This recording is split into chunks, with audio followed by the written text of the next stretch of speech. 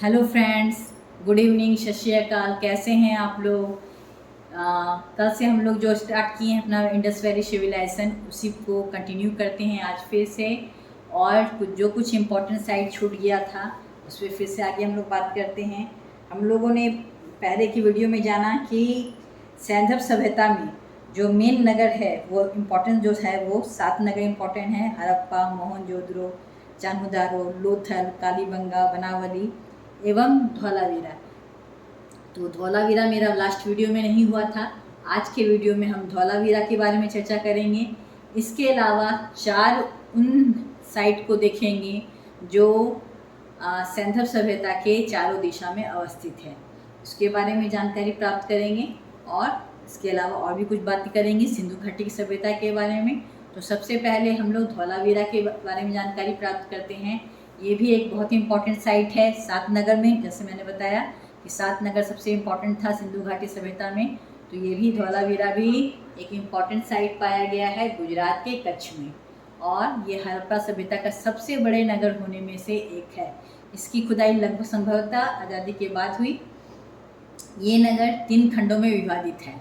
भव्य प्रवेश द्वार एवं सुरक्षा प्रहरी का कमरा भी यहाँ को देखने को मिलता है। मैं शुरू से बात कर रही हूँ कि नगरीकृत ये सभ्यता है। टाउनशिप प्लानिंग है यहाँ पे इंडस वैली सिविलाइजेशन में अपनाया गया है। तो यहाँ क्या देखने को मिल रहा है, प्रवेश द्वार जो है वो काफ़ी भव्य है। और जैसे हम लोग अब आज के डेट में देखते हैं सुरक्षा प्रहरी होता है, होमगार्ड होते हैं, तो यहाँ भी धौलावीरा में इस तरह का देखने को साक्ष्य मिला है, क्योंकि उसका एक अलग से कमरा ही वॉचमैन का जैसे होता है ये यहाँ पे पाया गया है। इस स्थल से सबसे लंबा जलाशय भी खोजा गया है। तो ये तो था धौलावीरा। और अब हम बात करते हैं एक इम्पॉर्टेंट और साइट है जो है रंगपुर। और गुजरात की ये भी काठियावाड़ प्रायद्वीप में, ये भी गुजरात में ही है, लेकिन पहला वाला कच्छ में था, ये काठियावाड़ प्रायद्वीप में है। मादर नदी के किनारे में अवस्थित है। और यहाँ से तीनों संस्कृति के अवशेष देखने को मिलती है, यानी कि पूर्वकालीन संस्कृति हड़प्पा की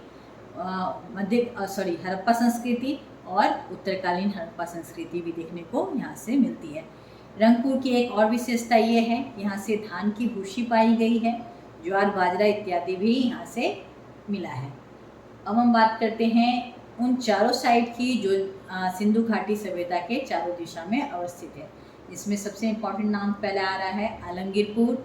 ये उत्तर प्रदेश के मेरठ जिला में अवस्थित है, हिंडन नदी के तट पे। और यहाँ पे मृद भांडों पे माल गिलहरी चित्रकारी देखने को मिलती है। सबसे ये पूर्वी स्थल है सिंधु घाटी सभ्यता का। अब हम बात करते हैं एक और साइट की, वो है मांडा। ये है कहाँ? जम्मू कश्मीर में, अखनूर जिला में, चिनाब नदी के तट पे। मांडा में भी तीनों संस्कृति के अवशेष देखने को मिलता है। तीनों संस्कृति मैंने पहले रंगपुर में भी बात की कि वहाँ पे हड़प्पा से पूर्व की संस्कृति, ताम्रपाषाण संस्कृति, हड़प्पा संस्कृति और हड़प्पा के बाद की संस्कृति के भी साक्ष्य पाए गए हैं। तो मांडा में भी ऐसे ही देखने को मिल रहा है। और ये जो मांडा जो है सर्वाधिक उत्तरी स्थल है किसका? सिंधु घाटी सभ्यता का या सैंधव सभ्यता का। सिंधु घाटी की सभ्यता को हम लोग सैंधव सभ्यता के नाम से भी जानते हैं। नाम मैंने स्टार्टिंग में बताया, सिंधु घाटी की सभ्यता इसलिए पड़ा क्योंकि सिंधु नदी के किनारे तट पे सिविलाइजेशन की जानकारी प्राप्त हुई। अब हम बात करते हैं दायमाबाद की। ये अहमदनगर महाराष्ट्र के एक जिला में अवस्थित है और प्रवरा नदी के तट पे अवस्थित है। ये सिंधु नदी घाटी का सबसे दक्षिणी साइट मिला है जिसके दायमाबाद। इसके अलावा सुतका गेंडोर ये सर्वाधिक पश्चिम स्थल है।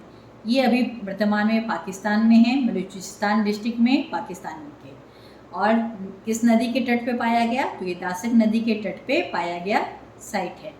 यहाँ से कुछ ऐसे साक्ष्य मिले हैं जिससे पता चलता है कि बेबीलोन से इसका व्यापार के साक्ष्य रहे होंगे।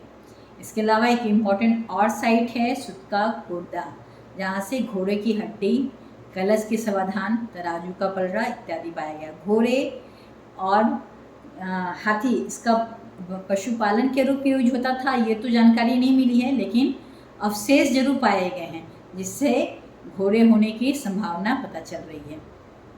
लेकिन जानवरों में शेर का कोई साक्ष्य सिंधु घाटी सभ्यता में देखने को नहीं मिलता। मंदिर का, शेर का, लोहे का इस तरह का कोई भी साक्ष्य अवशेष सिंधु घाटी पूरी सभ्यता में देखने को नहीं मिलता है। आई होप कि आपको जो इम्पोर्टेंट साइट जो सिंधु घाटी सभ्यता का पाया गया है वो अभी तक वीडियो से क्लियर हो गया होगा।